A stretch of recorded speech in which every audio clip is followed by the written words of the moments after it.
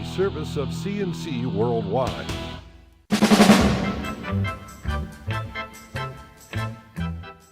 CNC Podcasts are a service of CNC Worldwide and brought to you by the Greece Chamber of Commerce, providing more than 800 member companies with business solutions since 1984.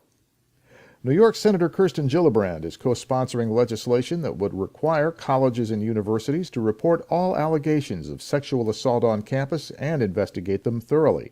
The Campus Accountability and Safety Act follows a National Institute of Justice report, which estimates 1 out of 5 women attending college will be sexually assaulted during her time there.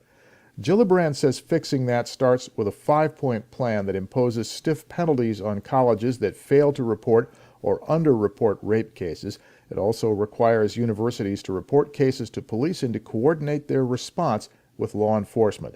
Other parts of the bill deal with training of university employees and on-campus support services to help victims recover. Governor Cuomo has sent a letter to the acting state health commissioner asking him to do what he can to speed up the medical marijuana program for children with epilepsy. 2 Western New York children died during seizures this month. Cuomo's letter asks Dr. Howard Zucker to get the treatment to children with similar conditions as quickly as possible. Setting up the system for legally growing marijuana, processing it into the state-approved forms, and having it ready to fill doctors' prescriptions is estimated to take about 18 months. Republican candidate for New York Governor Rob Astorino continues to push Governor Cuomo on his shutdown of the Moreland Commission, calling for a special prosecutor. Astorino wants a probe of the governor's agreement to shut down the anti-corruption investigation in return for the state legislature's consent to pass a watered-down version of his anti-corruption law. Astorino says the governor committed a crime if he failed to turn over whatever evidence the commission gathered to appropriate prosecutors. Governor Cuomo dismisses Astorino's comments as entertaining. He says he named a couple of district attorneys to the panel for that very reason, and he gave the commission specific instructions on how to handle any evidence when it disbanded. The New York Times reported last week that the governor's staff tried to steer the investigators away from groups and businesses that had ties to the governor. Cuomo says they weren't trying to steer the commission, just offering advice. New York is joining with 14 other states beginning August 1st for a traffic enforcement push running the length of I-90 and I-94, one end of the United States to the other. The 2 interstates link New York City with Seattle, Washington. State police in each of the 15 states they cross are conducting a coordinated 4-day effort for 0 fatalities on that entire 5,700 miles of highway. Governor Cuomo says the New York State Police will be looking for any sort of reckless or distracted driving on the thruway.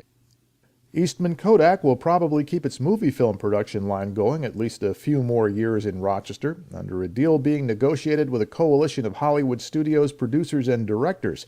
The Wall Street Journal says Kodak has been talking with the studios to keep film available.